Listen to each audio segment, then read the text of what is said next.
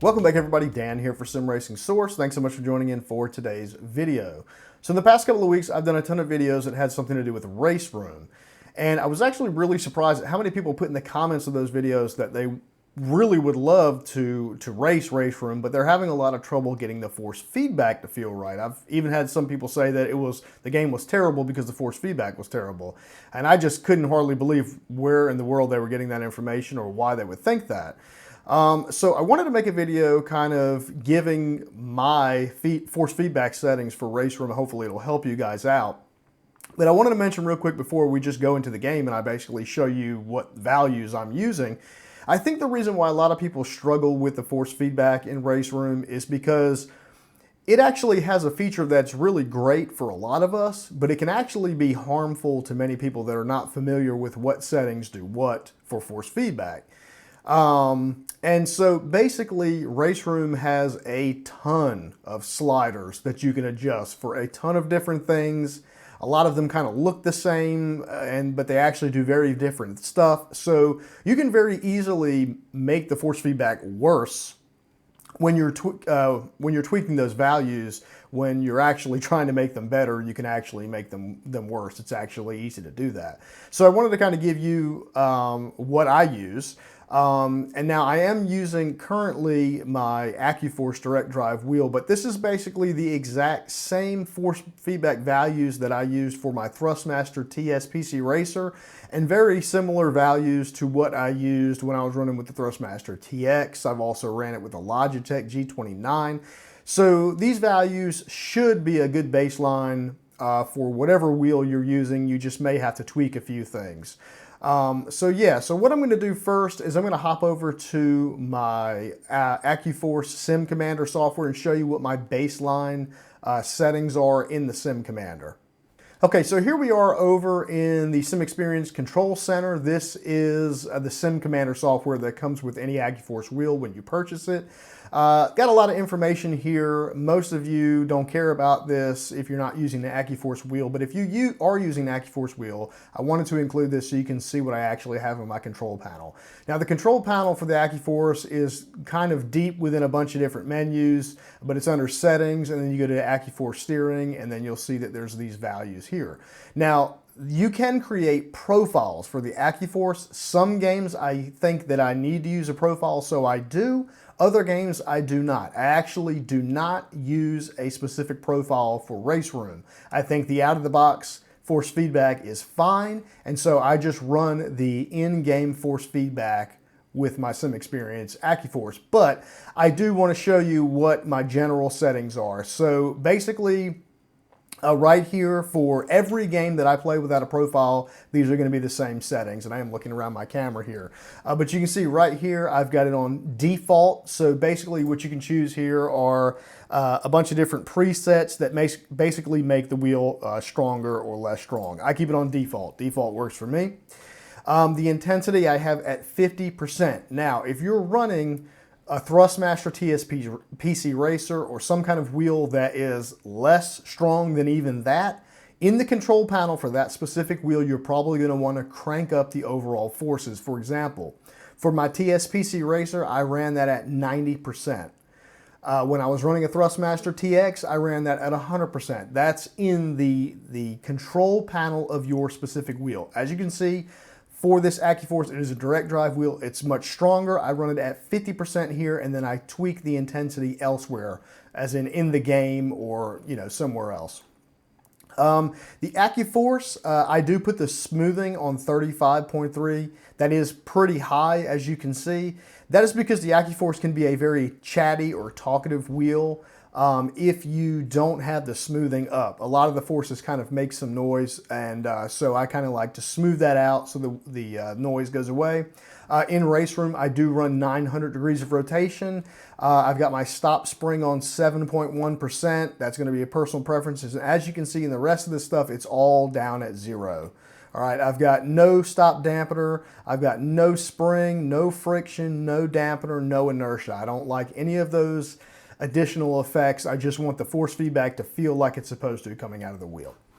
So that's what you've got for the control panel. Remember, your specific wheel is going to have a different control panel. Things are going to look different, and you need to set that up as you want it to be, or it just needs to be what you typically use for other games. You want it to be plenty strong without clipping. So now I'm going to roll over to actual RaceRoom, and I'm going to show you what settings I have in game. Okay, so now here we are in RaceRoom. So to get to the force feedback settings, pretty simple. You're going to go to settings up here in the top right. You're going to go to control settings, and then they have their own little sub menu here, force feedback. So I'm going to scroll through here real quick, as you can see how this can get pretty overwhelming. They have a lot more settings to adjust than a typical sim racing game. Most games do not go this in depth. All right, but I'm basically going to run through and show you what I have. I will say that force feedback is very subjective, so you may try these and not think that these are good settings. But for me, it gives the car a good weight without being excessive. You can definitely feel body roll. It's also going to give you some really good road texture feel without being over the top. So that's where these settings have fit for what I like. So obviously, we're going to start from the top here. Force feedback on or off, you obviously want it on. If you want to feel some force feedback through your wheel, that's for any wheel. Inverted force feedback, no. I see this in a lot of games. I'm not really sure why you would use inverted force feedback, but the option's in there. For these settings that I'm using, you want to make sure that's off. Gamepad rumble, off. That's for if you're using a controller. Force feedback intensity, I have this all the way up. I'm maxing it up in game, 100%. That's the overall forces that the game is going to send out. Smoothing, again, I've got on 0 in game because I do smoothing in my control panel. If you have a wheel that doesn't have smoothing in your control panel, you may want to consider using some smoothing in here, but for the AccuForce, I have it down at 0. I also had it at 0 for my TSPC Racer as well. These settings are the exact same.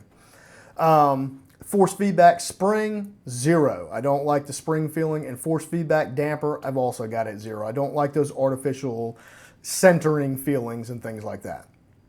So I'm going to scroll down to the second little menu here. So steering force intensity. So this is another one of those things that kind of seems confusing. This seems like it's the same thing as up here, force feedback intensity or steering force intensity. It seems like, isn't this the same thing? Why have it twice?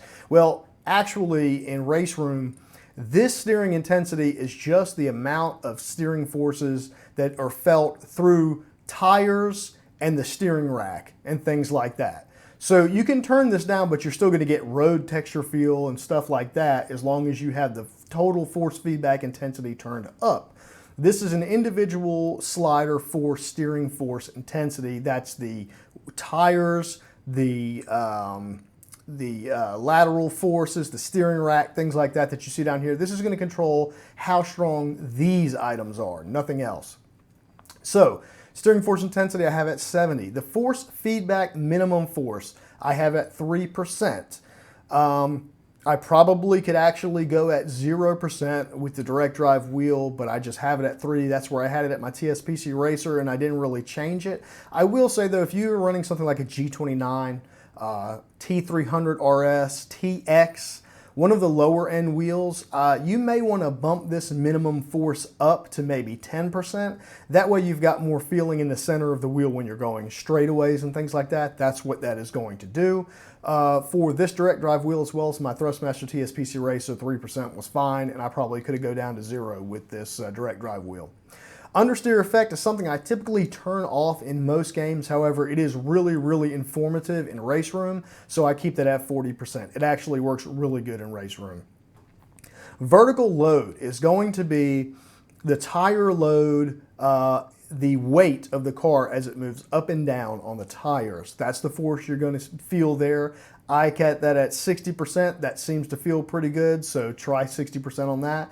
Lateral force is going to be the effects of the weight transfer back and forth on the tires as the car goes around a corner. You know, it's that weight transfer. I have that at 40%. I feel like if you go too high on the vertical or on the lateral force here in the game, what tends to happen is it just overrides and clips out all the other forces. So that's why I keep that at 40%. It's the lower of these three main ones.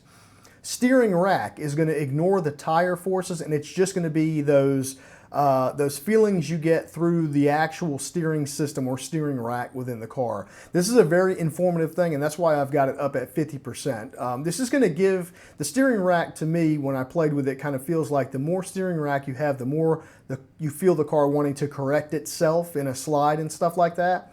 So you can play with this, but I have it at 50%. It'll go all the way up to 100, but I think right in the middle is pretty decent. Now we're going to go down to force feedback effect settings. This here is not going to get controlled by the steering force intensity. Like I said, steering force intensity is only for this little window of effects right here. These force feedback effects are actually going to be based on whether or not you have the force feedback intensity turned up or down. So that's how those work together. So here in the force feedback effects settings, I've got the slip effect at 10%. It's pretty informative. I like it. It gives like a little bit of a jerky feeling if you're going around the corners too much. It's very informative.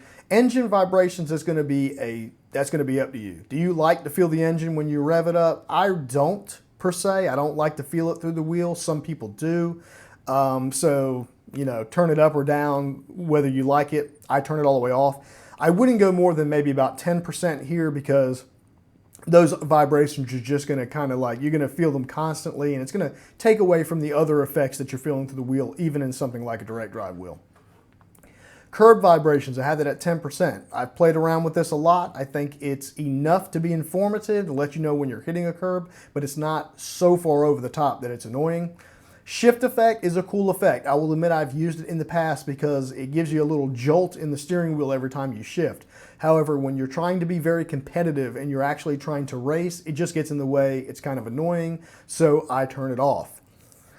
And the last thing is the collision effect. You can really put this up as high as you want to or as low as you want to because you don't really want to have to run into this anyways. This is the jerk or the jolt that the wheel is going to have when you make contact with something. And the idea is to not make contact with something. So this is going to be a personal preference. You can go up as high or as low as you want to. It's completely up to you. Just remember, if you're using something like a direct drive wheel, if you crank this thing way on up, it has the potential to hurt you, which is why I have it way down. And so that's all the settings here.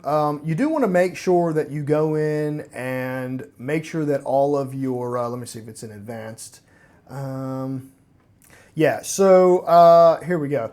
So I actually wasn't going to show these, but I guess I will. Make sure that your steering sensitivity is set to 50. 50% steering sensitivity is going to be a 1-to-1 ratio. As you turn the wheel, it turns. Okay, so if you turn this up higher, your car is going to turn at a faster ratio.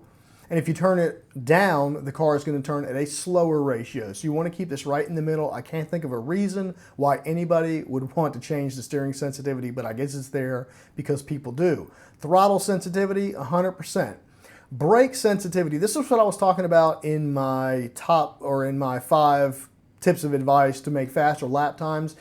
This is the setting here that's not obviously due with force feedback, but this sensitivity factor is going to decide how much force you have to apply on your brake pedal to lock up the brakes. I've got it at 40%.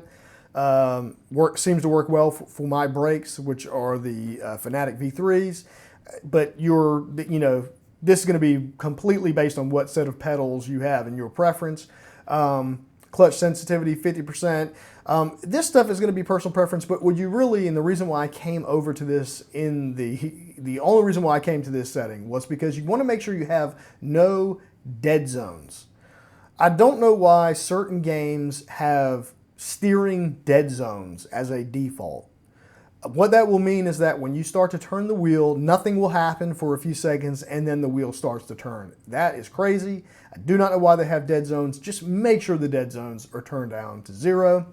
That's what I wanted to show you here. And the last thing I'm going to show you is I'm going to hop over into a car and I'm going to show you where, just because you have these force feedback settings set at a particular value and they may feel good, they're going to feel completely different from car to car to car. So RaceRoom has this really cool feature where in the garage you can actually turn up the multiplier for force feedback or turn it down for each particular car, and when you change that, it remembers it. So give me just a second, I'll hop over there and show you where that is.